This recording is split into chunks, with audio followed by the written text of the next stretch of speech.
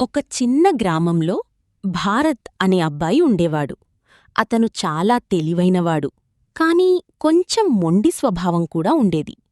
గ్రామంలో ఎవరికైనా సహాయం కావాలంటే ముందుగా గుర్తొచ్చేది భరత్ని. ఒకరోజు గ్రామానికి భారీ వర్షాలొచ్చాయి.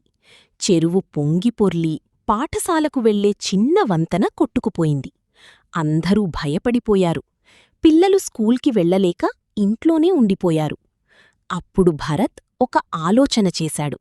గ్రామంలోని యువకులను కలిసి పాత చెక్కలు, తాళ్లు తీసుకుని తాత్కాలిక వంతెన నిర్మించాలి అనుకున్నాడు.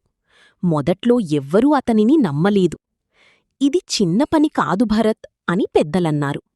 కాని భరత్ వెనక్కి తగ్గలేదు. 2 రోజులపాటు కష్టపడి అందరినీ ప్రోత్సహించాడు. చివరకు గ్రామస్థులు కూడా అతనితో కలిసి పనిచేశారు. 3వ రోజు ఒక బలమైన తాత్కాలిక వంతెన తయారయ్యింది. పిల్లలు ఆనందంగా స్కూల్కి వెళ్లారు. గ్రామ పెద్దలు భరత్ను పిలిచి, నిజమైన నాయకుడు అంటే సమస్య వచ్చినప్పుడు ముందుండి పరిష్కారం చూపేవాడు అని ప్రశంసించారు. ఆ రోజునుంచి భరత్ గ్రామంలో అందరికీ ఆదర్శంగా మారాడు.